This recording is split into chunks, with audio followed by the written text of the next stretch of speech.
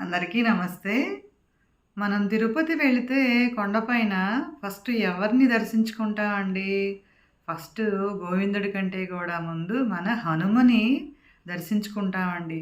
మన హనుమ ఎలా ఉంటారండి? సంకెళ్ళతోటి అంటే బేడీలేసుకొని ఉంటారు గదండీ! ఆయన్ని మనం బేడీ హనుమ అంటాం గదా! ఎందుకంటామండి బేడీ హనుమ అని? ఆయన చిన్నతనంలో చిచ్చర పిడుగులాగా బాగా అల్లరి చేసేవారటండి. అల్లరి చేస్తే ఏ అమ్మకైనా కోపం వస్తుంది గదండీ!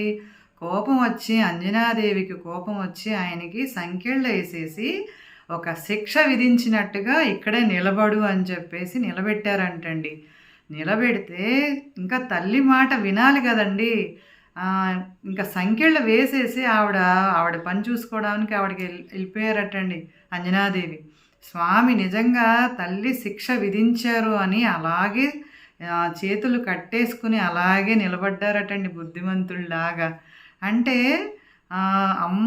వాళ్ళ అమ్మ అంటే అంజనాదేవి పని చూసుకుని వచ్చిన తర్వాత చూస్తే స్వామి అలా సంకెళ్ళేసుకుని అలా నిలబడ్డారటండి. అంజనాదేవి అనుకున్నారట, ఓహ్! నేను విధించిన శిక్షతోటి అలాగే ఉన్నావా అని చెప్పేసి మురిసిపోయిందంటండి. అంటే ఏంటంటే ఆయనేంటండి చాలా బలశాలి కదండీ! ఇంకోటేంటంటే అల్లరి పిల్లలంటే ఎలా ఉంటారండి? అది విడిపించుకొని పోవడానికి వాళ్ళ అల్లరిలో వాళ్ళు ఉంటారులే అనేసి ఎవరమైనా ఆ భావన మనలో వచ్చేస్తుందనమాట. అంజనాదేవి కూడా అలా అనుకుని ఉండొచ్చండి. కానీ స్వామి అలా బందీగా ఉండటం చూసి మురిసిపోయి అన్నారటండి, ఇక్కడ గోవిందుడిని చూడటానికి వచ్చినప్పుడు ఫస్ట్ నిన్నే చూస్తారు. నిన్ను చూసినప్పుడు భక్తులకి ఏమైనా కోరికలు గానీ, కష్టాలు గానీ ఉంటే గనక అవన్నీ తీర్చడానికి నువ్వు బందీ అవ్వాలి. వాళ్ళకి బద్ధుడుగా ఉండాలి అని చెప్పేసి వాళ్ళ అమ్మ అంజనాదేవి చెప్పడం జరిగిందంటండి స్వామితోటి.